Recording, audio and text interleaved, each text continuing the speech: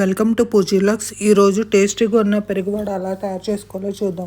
ముందుగా ఒక గిన్నెలోకి పెరుగు తీసుకోండి, కొద్దిగా వాటర్ మిక్స్ చేసుకోండి.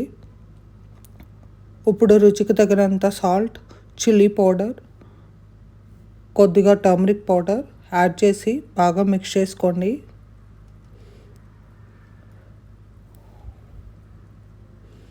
ఇప్పుడు పొయ్యి మీద ప్యాన్ పెట్టుకుని 1 టేబుల్ స్పూన్ ఆయిల్ వేసుకొని 1/2 టీ స్పూన్ జీలకర్ర, 1/2 టీ స్పూన్ ఆవాలు, కొద్దిగా కరివేపాకు వేసుకొని బాగా మిక్స్ చేసుకోండి. ఇప్పుడు పోపు చల్లారిన తర్వాత మనం కలుపుకున్న పెరుగు వేసుకొని బాగా మిక్స్ చేసుకోవాలి. గారెల పిండి తీసుకొని తడుపుకుంటూ చేసుకోండి, బాగా వస్తాయి.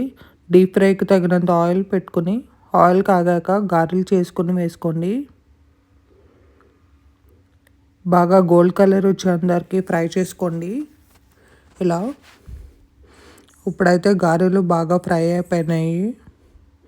ఇవి తీసుకొని కొద్దిగా చల్లారిన తర్వాత మనం రెడీ చేసి పెట్టుకున్న పెరుగులో మిక్స్ చేసుకోవాలి. ఇలా బాగా మిక్స్ చేసుకోవాలి.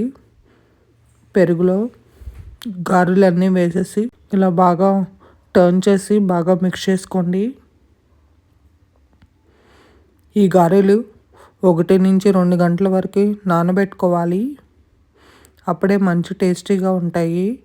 గారెలు బాగా అబ్జర్వ్ చేసుకొని మంచి టేస్టీగా సాఫ్టీగా ఉంటాయి. ఇప్పుడు పెరుగు వడ అయితే రెడీ అయిపోయింది. Thanks for watching.